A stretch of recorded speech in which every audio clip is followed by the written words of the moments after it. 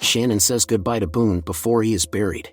Saeed supports the grief-stricken girl, recalling how he was arrested at Heathrow Airport. Saeed is being interrogated by CIA and Australian intelligence officers. The fact is that large quantities of explosives have been stolen from a military base near Melbourne by terrorists to make matters worse in Iraq. The explosives must be recovered at any cost. Saeed has been captured even though he is not a terrorist. The CIA wants his cooperation because he knows Issam Tazir, who is a member of a terrorist group. To interest Saeed, the CIA officer said she knew where Nadia was. If Saeed wanted to find her, he would have to cooperate and fly to Sydney. In the present, Kate found Jack in the jungle. The search for John Locke has not yet been successful, but Jack was not going to give up, for he relied on John's lies to cure Boone. Because of this, Boone died. Kate convinced Jack to return to the beach where Boone's funeral was held. All the people were deeply saddened. Since Shannon was in no condition to give her farewell speech, Saeed did.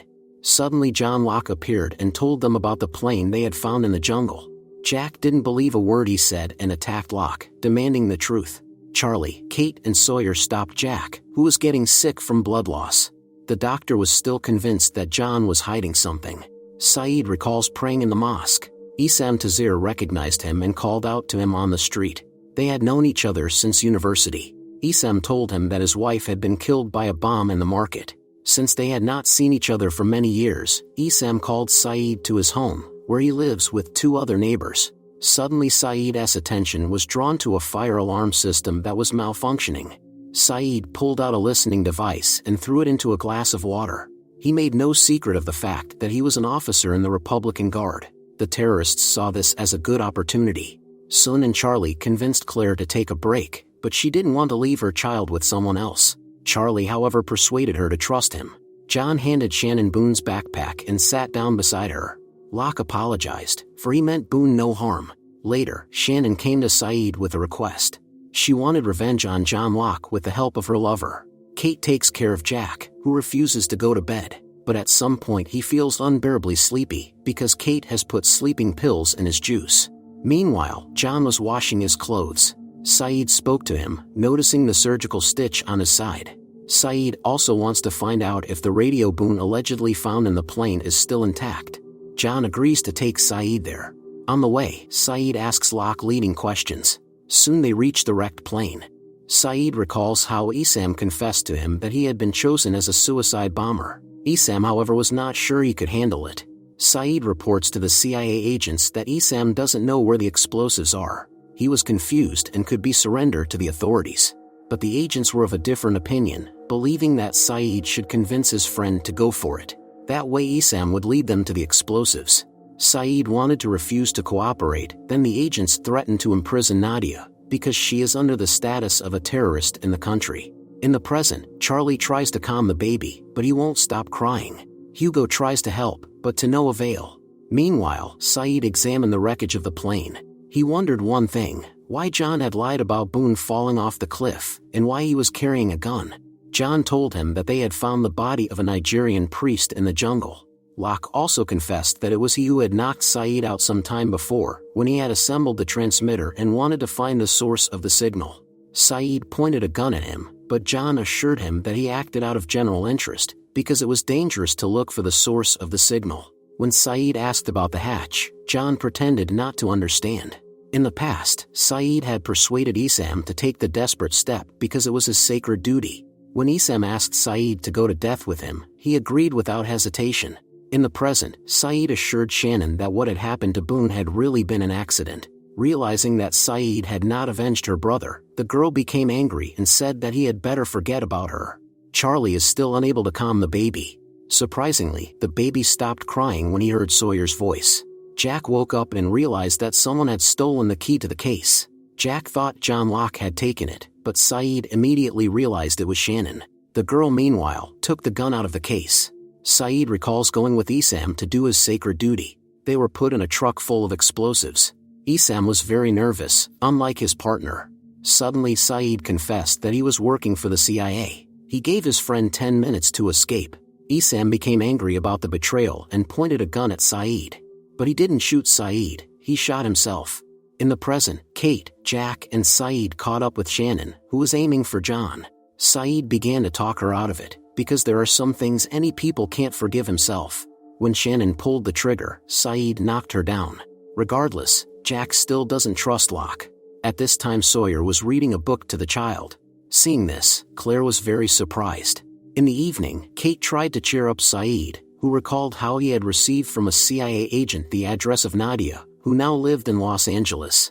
Since Isam had no one left, Saeed decided to bury him himself. For this he will have to stay until the next flight. In the present, Saeed, who always knows when people are lying to him, demanded that John take him to the hatch. In the next scene, we see a certain white-haired woman affixing fake license plates to her car. Upon entering the motel room, Kate takes off her wig and tidies herself up, and then picks up a letter sent to her fake name. After reading the letter, Kate cried. In the present, she is holding that toy airplane in her hands. Unlike Kate, Charlie has a positive attitude and believes they will be saved. One of the passengers, who is a schoolteacher, said that the rainy season is approaching and for the next 4 months the wind will be blowing toward the south, and the only place south of them is Antarctica. That means they should sail now. Kate told Michael that she would go on the raft instead of Sawyer because she knew how to navigate, unlike him. However, Michael had already promised Sawyer, so he denied Kate's request.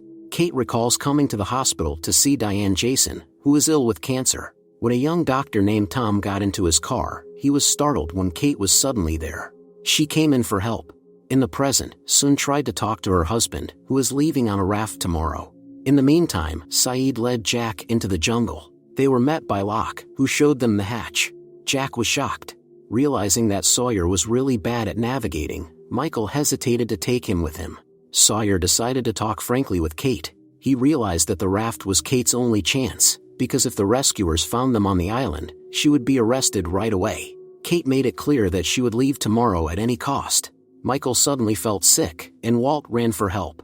Sun and the boy went back to the beach, and Kate tried to find Jack, who was now far away. He wasn't happy that John hadn't told them about the hatch in 3 weeks. Saeed thinks it's not a good idea to open the hatch, because anything could be in there. Hearing Kate's voice, Jack hurries to the beach. Michael is very sick, he can't go on working right now. Taking care of Michael, Kate recalls how Tom, who already has a family, arranged for a doctor he knows to give a CAT scan. Kate convinces Tom to take her to their secret place. In the middle of the night, they began digging up something far out of town. Jack believes that Michael has been poisoned, and soon his hunch is confirmed. Michael is convinced that Sawyer is to blame. But when Hugo tells that Kate also wants to sail tomorrow, Jack's suspicions fall on her. Charlie spends all his free time with Claire. He is trying to write a new song. Meanwhile, Kate unobtrusively wonders if anyone will take Michael's place on the raft. Jack asks directly if she poisoned Michael. Answering nothing, Kate walks away, remembering how she and the friend found a time capsule that was buried years ago. Many years ago, Tom and Kate were very much in love with each other. Now they kissed, just like in the old days. Walt walked up to John and suddenly out of the blue asked him not to open the hatch. Locke was surprised that the boy knew all about it. Michael openly accused Sawyer of having poisoned him. Then Sawyer decides to tell everyone the truth about Kate, who has appropriated the passport of the drowned Joanna. Kate recalls coming to visit Diane, who turned out to be her mother. Kate apologized for everything, but Diane did not recognize her and began calling for help. Kate was forced to flee. A security guard tried to detain her, but she hit him. Along with Tom, Kate got into his car to escape, but the police got in their way. Despite this, Kate continued driving anyway and caused an accident. As a result, Tom was died. Kate escaped before the police arrested her. In the present, Kate confessed that she was wanted. She assured Michael, however, that she had not poisoned him. He didn't believe her, of course, and decided to take Sawyer on the raft. Kate saw everyone around her start to look at her with suspicion. Jack guessed that the water in the bottle was poisoned by Sun so that her husband wouldn't sail away tomorrow. However, the water was accidentally drunk by Michael. Sun said she think the people on the raft will die. Jack promised not to tell anyone about what happened. At the fire, Kate asked Sawyer why it is so important for him to leave the island. He replied that there was nothing here worth staying for. Walt confessed to his father that he had burned the first raft because he wanted to stay here. His father did not scold him. Now Walt was ready to sail away. Kate came to visit Sun, whom she had earlier prompted to poison her husband. But by chance, Michael drank the water. Please subscribe to the channel.